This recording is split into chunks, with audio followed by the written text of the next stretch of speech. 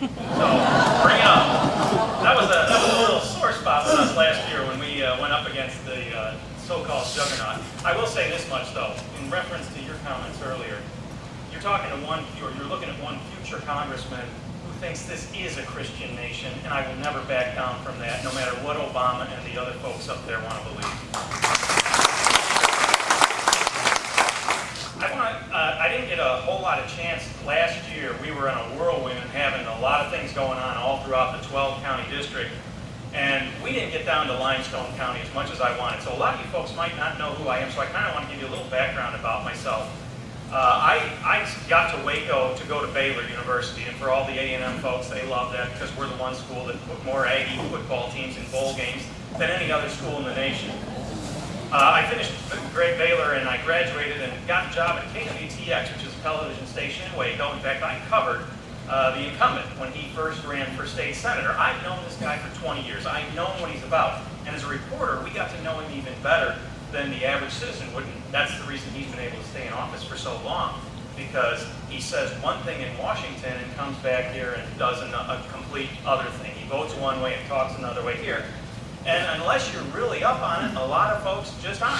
They like hearing what he says, or he tells them, well, see how good I've been to you? No one else can do what I did. In fact, we had a debate last year, which was kind of interesting. When he introduced himself at the debate in College Station, he said that he was a class of '74, and he proceeded to tell the folks in the audience that literally A&M couldn't be in existence today if it wasn't for all the funding he's brought back, which I thought was a little extreme, but that's kind of where it is. That's the two-track campaigns we had going on last year. I was talking about where we are as a nation, where we're going as a country, and what we stand for as a people. He was talking about how much pork and how many earmarks has been brought back to the district, and that's why he deserved to be re-elected. Well, we had two campaigns just kind of walking past each other.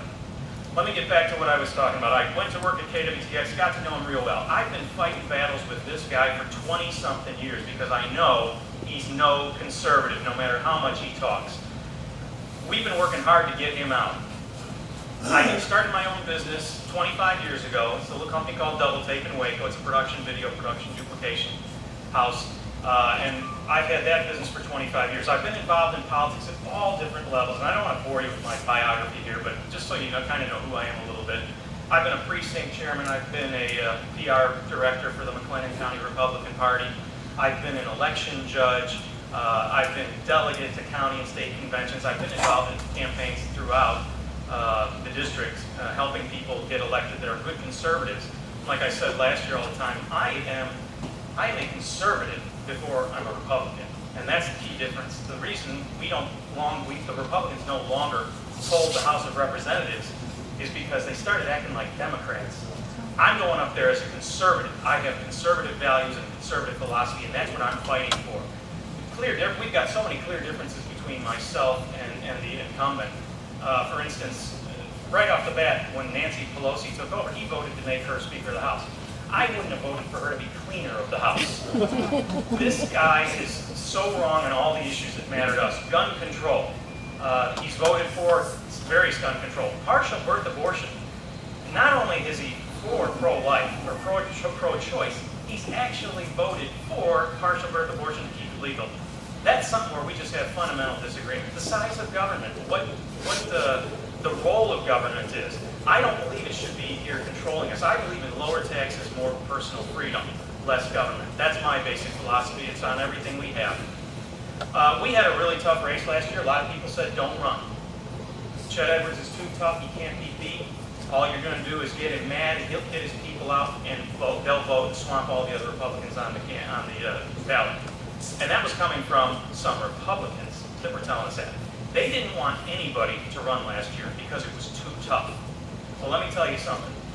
I've been fighting this battle for too long. I'm not going to stand by and let him go unchallenged and let him sit on his $2.3 million war chest and just cruise on through to victory. Somebody had to stand up and challenge him. I just got married last year, actually a year and a half ago. My wife Karen and I were planning our wedding when we were approached about running. Well, we talked about it, we prayed about it, we decided, okay, this is what we're going to do. So right after we got married, I come home from my honeymoon, and guess what? We're hitting the campaign trail because it's what we're supposed to do. We are in very difficult times. We came close. We got outspent by $2 million, and we only lost by 4.5 points. We shocked everybody. We shocked Austin. We shocked Washington. Because of what we did, we now know that this seat is open and is up for grabs. Washington knows this is now open and up for grabs. That's why this seat is now the #1 targeted seat in Texas by the National Party. It's the #2 targeted seat in the nation by the National Party. And the reason they know that is because of folks like you and folks throughout the district that sent a message to Washington and Mr. Edwards and his $2.3 million that he didn't represent our values. He represented the values of Nancy Pelosi and Barack Obama. And when he came out of the closet last February, it changed the whole dynamics of the race. It opened things up, and suddenly folks in this area said, wow, the guy we thought was conservative all these years is not so conservative. Well, let me tell you, since that election, there's a lot of things happening. A lot of folks are coming over to our side now, and they're saying, Rob, you going again? Yes, I am. Well, guess what? We're with you. And these are folks that have been with Chet Edwards for 20 years, but they're finally seeing the light. One gentleman back there, Tom, he said, use his name. Tom, I'm going to use your name. He's a gentleman that voted for Chet even up to last year. But when he finally saw what Chet Edwards was all about and what Barack Obama, where Barack Obama is taking this nation, he's now with us. He's come over to our side. We're going to get a new representative in this district. Let me tell you something. When he comes up against an unknown challenger who's got conservative values that represent the values of our district, not San Francisco, and he barely ekes out a victory, being outspending his opponent $2 million, the man's worried. And the reason he's worried is because he's seen his support here ebbing away. This is a big election for us. Let me tell you something. This is the best chance we've had in 20 years to get an incumbent out and get a conservative in. I'm going to finish the fight that I started in November. I was talking to a very well-known coach in the area that is now on board with me after being on board with Chet all these years. He said to me, Rob, he goes, you know, it reminds me of the football analogy. We drove the ball to the 2-yard line. We're about to punch the ball in. Now we got some folks jumping out of the stands and say, well, I want to carry the ball and I want to finish the job. Well, let me tell you something.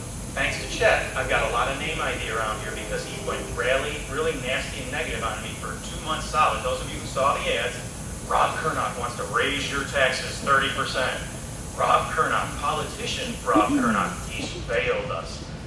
Well, let me tell you something. The only thing I failed at was getting the job done. But we're not going to make that same mistake twice. We're going to finish what we started, and this will be the year that we get a real conservative representing us, not someone that represents Barack Obama or Nancy Pelosi. So with your help and your support, we'll finish the job that we started, and this is the year to do it. So thanks again for the opportunity to do that.